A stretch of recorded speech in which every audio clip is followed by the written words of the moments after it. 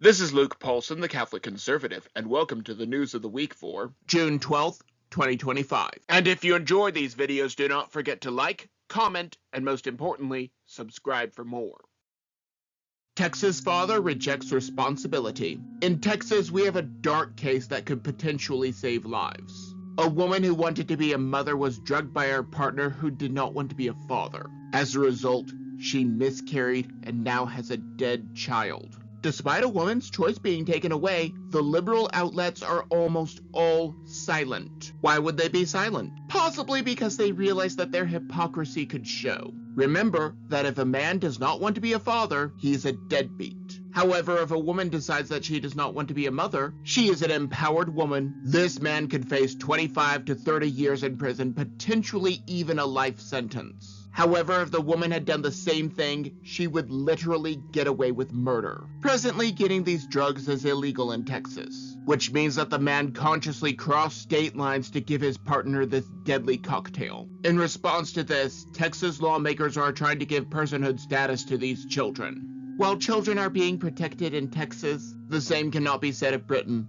Scanning children for defects. Imagine for a moment that all children are scanned for defects while still in the womb. This sounds like a good idea, if you are a sociopath, because the people who would agree to scan for these defects would not do so to prepare. These people would do so to terminate the children. As prenatal screenings increase, the number of children born with Down syndrome has gone down. This is not because there is a cure that deletes the extra chromosome. The drop is because the children are killed while still in the womb. The number of children who are killed will only increase. People like Margaret Sanger, founder of Planned Parenthood, could only dream of such a feat. Recall that she wanted to eliminate the Negro population in totality, just like euthanasia, which started with those who were in unimaginable pain. And now it is being recommended by suicide hotlines. This screening will start with genetic defects and go on to physical traits that the parents do not want. On a side note, the Muslims who invaded Britain are probably opposed to these screenings. As such, they just have to stand by while the locals kill themselves off. Again, that is, in a word, ironic.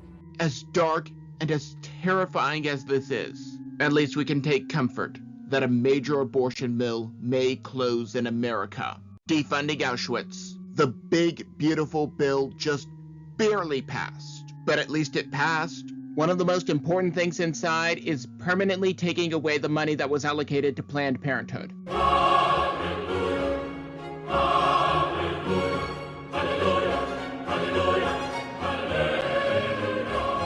No more tax dollars to their infanticide. However, we are told two contradictory things by this abortion mill. One, they provide dozens of other services, not just baby killing. Two, if abortion funds are taken away, they will have to shut down. If you watch the movie Unplanned, the Abby Johnson movie, you'll know the truth is that they need to do abortions, because this is where they get most of their income. These people are not interested in women's health at all. The main business is to provide an opportunity for these women to escape responsibility. Remember that if a man does not want to be a father, he is a deadbeat. However, if a woman decides that she does not want to be a mother, she is an empowered woman. Either way, this infernal company will no longer be getting a single penny in tax dollars. Speaking of things in the big, beautiful bill, let us talk about the criminal invasion. Dropped out of a plane, Immigration and Customs Enforcement, or ICE, received a lot of much-needed funding. This is important so that they can do their job and protect us from MS-13 and Trendy Aragua. However, the fools on TikTok have created another conspiracy about border security. Remember when liberals created the conspiracy that border agents were whipping illegals? Pepperidge Farm remembers. They claimed that there was video evidence, but all they presented were perfectly timed photos that were misconstrued. No evidence was given. Now their newest conspiracy is that the illegals are chained up and dropped out of a cargo plane. Supposedly people are tracking the planes and proved this. However, these are the same people who believe the Russia collusion narrative without the slightest shred of evidence. The illegals are not being dropped out of planes. They are being brought back to the country that they left behind, and then being barred from the country that they broke into. In all honesty, it probably started as a joke, but liberals, being unable to catch the joke, thought it was true. What is not a joke is what Mexico is doing to the water, and it looks like even Governor Gavin Newsom is willing to admit it. Mexico poisons America. Mexico is dumping its raw sewage into the ocean. They are also probably dumping a whole bunch of other things into the ocean. And then it is the Western countries who get blamed for the pollution. But that is honestly an overlapping topic. The sewage and garbage is making California beaches uninhabitable and unusable. However, it seems that now the refuse is approaching the beaches used by the wealthy neighborhoods. These are the ones that keep people like Newsom in power. Newsom and other lawmakers are asking President Donald Trump to declare a state of emergency. This would allow access to more money and resources to clean this up. However, cleaning it up would be worthless unless you can stop it at the source. And the source is the dumping being done by Mexico. Their government is run by the cartels and thus probably does not care about this. If President Trump does take action, something tells me that he could easily get it done. However, this has been a problem with California beaches for years. But the only reason that California wants this state of emergency now is that the rich people are being affected. That is the American way, after all. Speaking of the American way, let us talk about toxic foods. Willingly removing poisons. Robert F. Kennedy Jr. has been at the forefront of making America healthy again.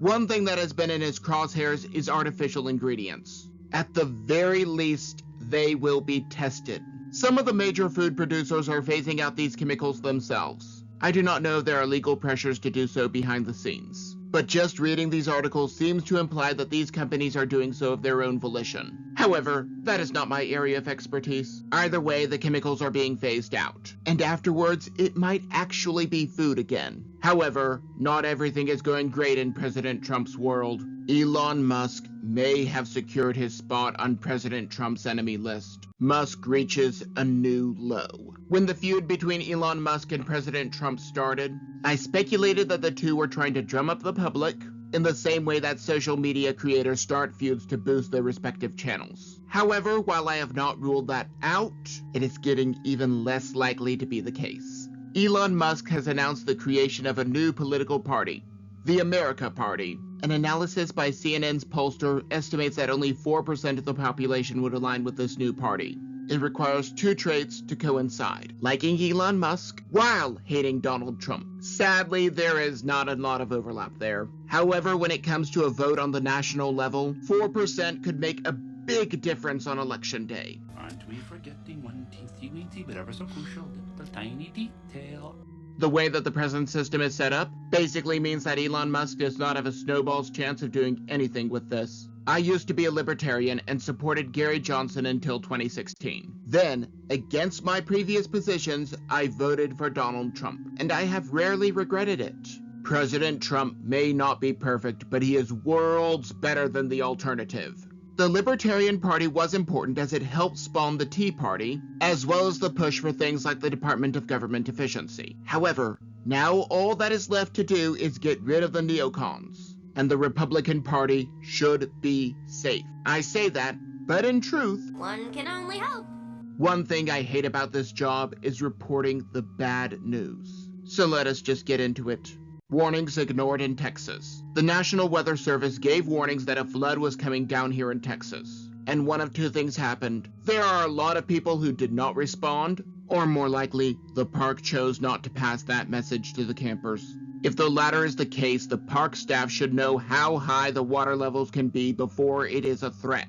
Regardless of who is responsible, the damage is done. As of the writing of this script, at least 104 people are dead. The families have not even had a chance to bury their dead before political blame games started. Democrats are blaming cuts to funding. However, not only did the camp have a day's warning about potential flooding, but these Democrats are assuming that this program can only be done by the federal government. The latter of which is a major flaw in the thinking of big government cronies. The facts are what the facts are. The fact is that simple warnings were ignored and more money will not make people listen to the warnings. I have no witty transition. Let us move on to the Epstein list, or lack thereof. The list is gone forever. I, like many of you, was hoping that the victims of Jeffrey Epstein would see justice while they were alive. However, that is sadly not going to be the case. These innocents will have to wait until the last day to get justice. The Federal Bureau of Investigation and the Department of Justice have concluded that there was no client list being held by the infamous Epstein, who they insist killed himself. Attorney General Pam Bondi not only gave out those worthless binders, but she also said that the information related to the list was on her desk, and admitted on hidden camera that there were hours of video footage of these crimes. Now there is no list. This means that not only did Ghislaine Maxwell get arrested for trafficking children to nobody, but Epstein killed himself in his cell after trafficking children to nobody. If what the FBI and DOJ are saying is true, that should have been an open and shut case, and he would have been a free man. There is footage which cannot be accounted for, in which Epstein supposedly ended his own life. According to Bondi, this is when the system resets itself. However, a time slot that is known by the prison staff is the perfect cover. At first, I thought that Bondi was making sure that all of her ducks were in a row to make sure that as many people as possible were taken down. But that was sadly not the case. While Musk has suggested that President Trump is on that list, I suspect that Bondi, or someone whom she wants to protect, is on that list. Then there was President Trump's asinine response. Pam, could I just interrupt for 1 second? Are you still talking about Jeffrey Epstein? This guy's been talked about for years. You're asking, we have Texas, we have this, we have all of the things. And are people still talking about this guy, this creep? That is unbelievable. Do you want to waste the time, and do you feel like answering? I don't mind answering. I mean, I can't believe you're asking a question on Epstein at a time like this, where we're having some of the greatest success and also tragedy with what happened in Texas. It just seems like a desecration, but you go ahead. The fact that it is the Democratic Party that is silent about this list, especially now, goes to show you exactly who is on the list. As much as it pains me, let me talk about another major mistake of President Trump. Should humanity survive? Peter Thiel was asked that very simple question. After a lot of awkward pausing, the answer was essentially no. Now, why do I bring this up? After all, there are a lot of people who believe that humanity needs to be eliminated. If you ask me, such people can go first. But I never said that. This particular psychopath is the co-founder of Palantir Technologies, and was recently granted government contracts. This includes $30 million for ICE to track the illegals, which could not possibly backfire, as well as $800 million to work with the Pentagon. This is officially to combine sensitive government data and enhance surveillance. Wow, even the official version sounds creepy. I have said multiple times that I am not going to give President Trump blanket support, especially since this is just downright creepy. I want to be wrong and hope that I am. But this might just be one of President Trump's mistakes. On the other hand, at least he is able to fire a lot of deep state operatives. Feel free to fire. The Supreme Court has given another major victory to President Trump. It was almost a unanimous decision, 8-1 as a matter of fact. The lone dissenting voice was the affirmative action hire who cannot define a woman, Ketanji Brown Jackson. So what was the decision? It simply allows the president as head of the executive branch to fire employees of the executive branch. Justice Jackson can fire any employee whom she has authority over at any point. She, like other affirmative action hires, believes that people deserve to be wherever they want to be. Merit to be able to do the job is irrelevant. The finances to pay for the employee are irrelevant. Whether the person does the job is irrelevant. Now President Trump can continue firing workers who are entrenched. People from any agency can go and work in their home state. I am sure that the fired Environmental Protection Agency employees will find lots of work in California, destroying the few jobs that are left. Or someone from the Transportation Security Agency can go and work at any of the companies who do the job of the TSA at half the cost. I do not care where they go, as long as they produce utility for what they are paid. With the MAGA agenda, I am trying not to throw the baby out with the bathwater. President Trump is doing great work, but also badly missing the mark. However, let us end this week by talking about another president, one that missed the mark daily. Biden's silent doctor. It is no secret that Joe Biden was and is incredibly senile. Everyone who is not affected by Trump derangement syndrome noticed. Attorney Robert Hur could tell when he interviewed him about the classified documents. Even Jake Tapper at CNN eventually figured it out. Now Biden's doctor Kevin O'Connor utilized the Fifth Amendment when appearing before Congress. He was asked about Biden's mental acuity and fitness for office, but would not answer these important questions. Does anyone want to bet that the deep state operatives have dirt on him? Either way, he invoked a legal argument to avoid self-incrimination, not doctor-patient confidentiality. There is a big difference. The fact remains that there is so much that he could have said, but chose not to. Now, this is all important because it is related to the AutoPen scandal. This could make a multitude of executive actions both null and void. However, in not answering, Dr. O'Connor gave us a lot of information. Granted, none of it can be used in any legal proceeding, but in any investigation, what someone chooses not to say can be the most